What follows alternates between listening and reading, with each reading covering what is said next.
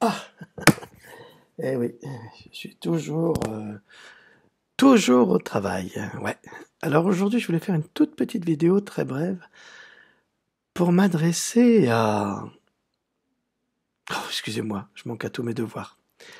Bonjour à toutes et bonjour à tous. Oui, parce que hier, maman a reçu un courrier très affolant où elle devait payer 1 400 € à un syndic qui avait déjà été payé. Alors je voudrais m'adresser à cette espèce de fils de sa race, là, de fils de sa mère, qui est syndic à Mundolsheim 67 450 en Alsace, dans le Bas-Rhin. Cette espèce d'ordure qui fait peur aux vieilles dames pour les paniquer, qui les met dans tous leurs états, qui a déjà été payé mais qui veut redemander encore à être payé. Alors cette espèce de fumier, il l'a échappé belle parce que moi je voulais porter plainte contre lui pour tentative d'abus de faiblesse et tentative d'escroquerie. C'est sûr, on aurait gagné. Sauf que ma mère est âgée, ne veut pas d'histoire. Mais ce que je veux vous dire, c'est imaginer un petit peu le nombre d'ordures de cet ordre qui font le même coup régulièrement aux personnes âgées. Alors les personnes âgées, je vous en prie, révoltez-vous. Portez plainte. Ils vont dire oui, on n'a pas fait exprès, c'est une erreur. Parce que moi, j'ai pris le téléphone immédiatement, puis je l'ai appelé. Et je lui ai demandé de quoi il retournait.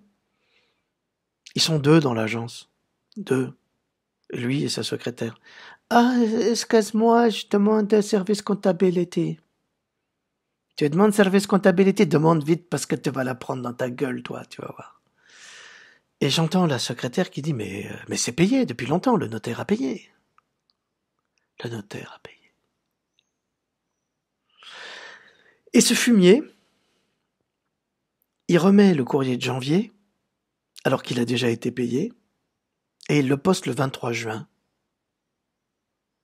C'est juste pour que vous imaginiez un petit peu les saloperies que cette racaille se permet de faire pour piller les personnes âgées, pour les paniquer, pour leur faire avoir des crises cardiaques. Ce sont des fumiers, des ordures, des... Hein, comme le petit Bokassa, des voyous. En parlant du petit Bokassa, je sais pas si vous avez entendu si vous avez visionné la vidéo que j'ai postée de Monsieur Asselineau, qui est très intéressante, par rapport à celle de Michel Onfray. Bon, ils disent un peu la même chose, hein. Sauf qu'Asselineau, il est peut-être plus précis sur les chiffres. Michel Onfray disait que 13% des Français, selon ses références, avaient voté pour Macron, En Marche, la France de Pétain. Eh ben, Asselineau, lui, c'est 14%. Peu importe, 1%. Mais ce qu'il y a de très intéressant, c'est que il y a 50 députés de chez Macron qui sont sur la sellette. Eh oui, parce qu'il y a un problème avec les comptes de campagne. C'est pas très net, tout ça. Alors là, il a la majorité absolue, avec 14% des citoyens qui ont voté pour eux, ce qui laisse présager un désaccord profond des citoyens français à l'égard de Petit Bokassa. Parce que c'est pas une élection, ça, c'est une prise de pouvoir. Et ça, c'est une prise de pouvoir qui est pratiquée évidemment par l'oligarchie et par les lobbies. Les lobbies, c'est Patrick Drahi, BFM TV, Le Monde, enfin toutes les saloperies que nous... c'est mon oreillette, là, elle me gratte un peu. Excuse-moi Macron, moi tu vois, je la cache pas. Tu vois, je suis pas un fourbe comme toi, moi je dis les choses. Donc,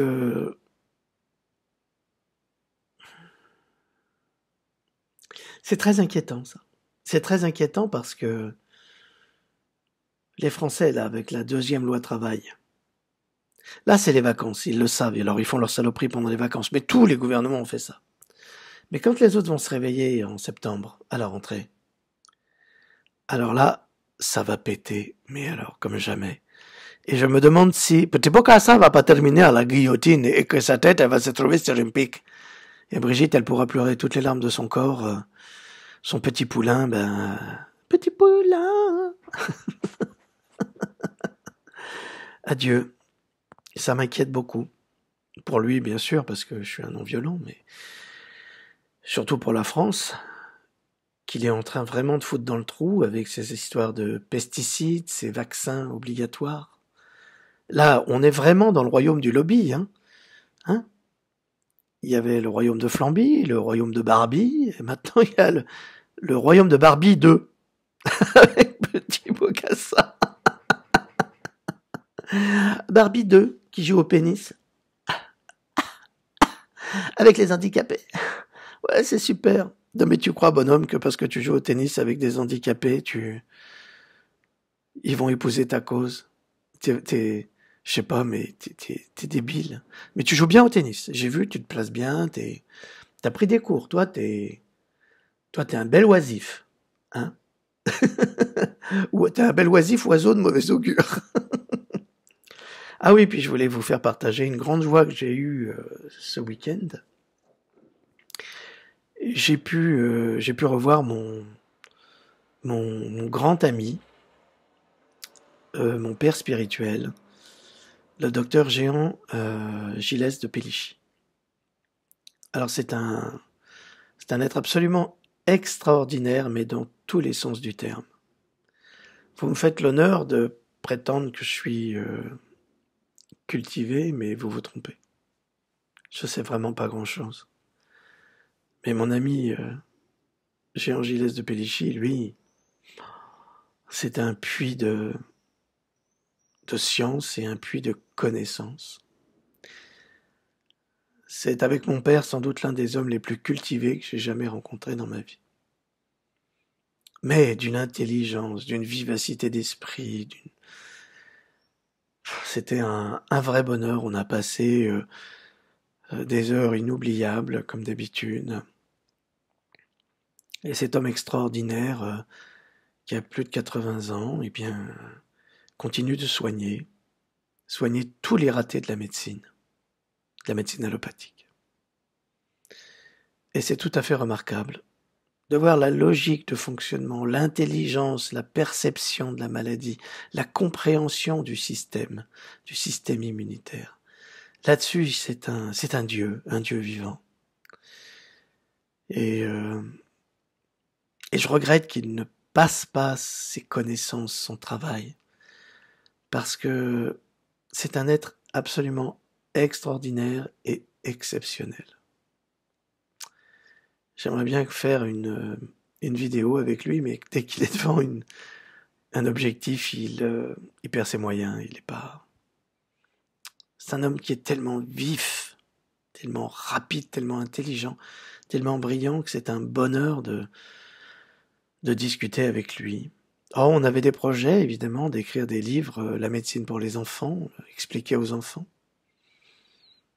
Parce que comme moi, il défend les générations qui arrivent, qui sont notre avenir et qui sont l'avenir de l'humanité. Et donc il faut ouvrir à la spiritualité. Là-dessus, enfin, je vous fais participer un petit peu à ce bonheur que j'ai eu de revoir mon ami Jean, qui m'a sauvé la vie. Il m'a sauvé la vie, il m'a tout appris, il m'a permis de continuer à être parmi vous. Et si on lui dit ça, il va dire que c'est pas vrai, qu'il a jamais guéri personne, que c'est le patient qui se guérit lui-même. Ça rentre dans le mécanisme de l'auto-guérison.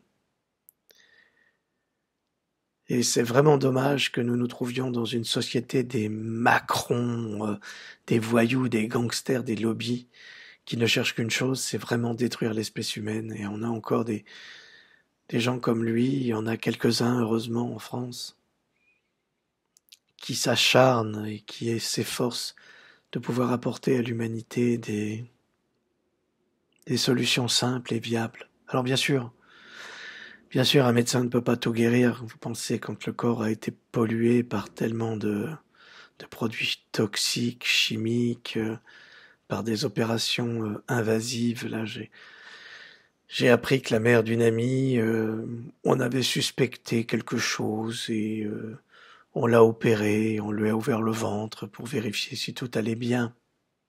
Puis ils se sont aperçus que tout allait bien, c'était pas la peine d'enlever la vésicule. En fait, il y a bien 40 ans, c'était l'appendicite. Alors là, il fallait enlever l'appendicite, à dire l'arigot. Maintenant, c'est la vésicule. Alors on enlève la vésicule parce que ça sert à rien. J'ai mon ami Bernard, pareil. Il a vu un espèce de vendeur de merguez là, qui se prétend urologue, qui s'amuse à lui mettre un doigt pour bien vérifier ce qu'il a au fond. Et puis il lui fait faire tous les examens. Il est en cheville avec un laboratoire avenue des Vosges. Ah ça, ils s'entendent bien les gens. Hein. Ça, les médecins avec un laboratoire et tout. Puis ils se font travailler les uns les autres. Et puis ils touchent des commissions à chaque fois. Et pour finalement lui dire, ah vous avez une petite tache là, je vais vous donner un médicament pour voir si ça régresse. Et puis si ça régresse pas, bah faudra faire une biopsie et puis peut-être opérer pour un cancer de la prostate. Et Bernard, il a pas de cancer. Alors maintenant, je vais vous donner une information que j'ai notée dans Pandora. Le premier volume, c'est l'université de Harvard. C'est des chercheurs de l'université de Harvard qui ont déclaré que dès qu'on fait une biopsie de la prostate, on va inflammer la prostate qui va fabriquer elle-même une protéine qui va créer le cancer de la prostate. J'avais un ami, Jean-Claude, mon pauvre ami. Pourquoi je dis mon pauvre ami? Parce que on l'a opéré de la prostate alors qu'il avait rien. On avait des soupçons. Puis finalement, on n'a rien trouvé dans le fond. Sauf que lui, bah, ça marche plus maintenant. Ça marche plus du tout. Il faut qu'il se fasse des picouzes pour... faut qu'il se prenne du Viagra, qui est super bon pour le cœur. Ça veut dire que tous ces médecins, ils vous pourrissent la vie, ils vous détruisent votre vie, puis après ils disent, bah oui, mais on savait pas, ou oui, bah c'est un accident. Parce qu'un jour, Jean-Claude m'a dit, mais alors je me suis fait opérer pour rien. J'ai pas répondu. Que voulez-vous répondre? C'est dramatique. C'est dramatique. Donc voilà, le peu de Français qui ont mis Macron au pouvoir ont mis le diable en place. Pourquoi? Bah parce que c'est le produit des lobbies pharmaceutiques. Il a été aussi sponsorisé par les banques, par les lobbies pharmaceutiques. Et qu'est-ce qu'il fait tout de suite? Allez, 11 vaccins d'office, clac, d'office. Alors que comme je vous l'ai dit, en Suède, non, on vaccine pas d'office. C'est un crime de vacciner d'office, au contraire, mais pas en France. Et puis là, avec les pesticides. Alors je voudrais rappeler simplement une chose. Les pesticides qui tuent les abeilles. Alors, tous les pesticides tuent les abeilles. Perturbateurs endocriniens, enfin, j'en passe, c'est les meilleurs. J'en ai beaucoup parlé dans Pandora, parce que les abeilles, c'est très important. Pourquoi? Parce que si vous tuez les abeilles, vous tuez la vie. Il n'y a plus de pollinisation. Et c'est exactement ce que veut faire Monsanto, maintenant Bayer, parce que quand on peut plus polliniser naturellement, on va polliniser artificiellement. Monsanto a déjà créé des abeilles artificielles pour polliniser.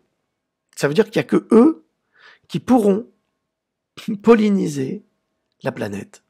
C'est-à-dire qu'il n'y a que eux qui détiendront le pouvoir de la nourriture et de l'alimentation.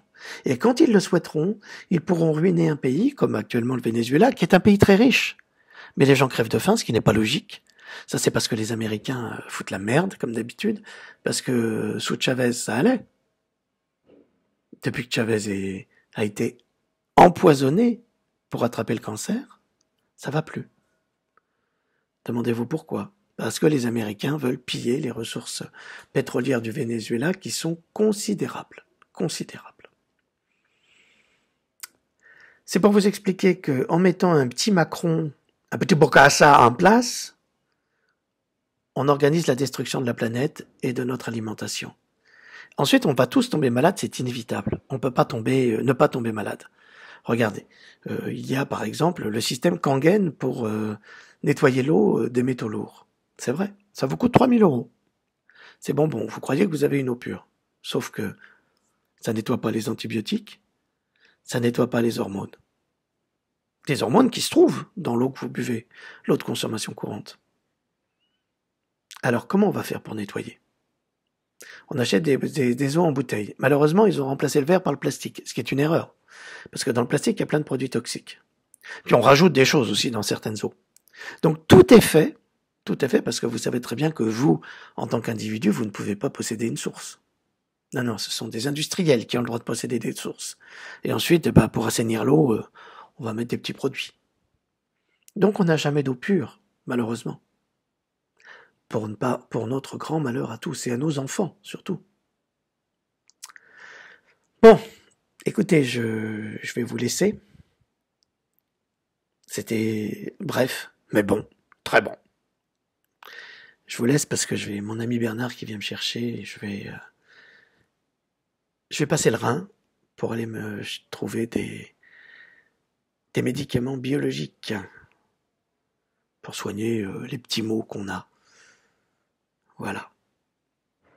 Bon, je vous dis à très bientôt. Je serai, je le souhaite, de retour chez moi dans quelques jours parce que c'est dur.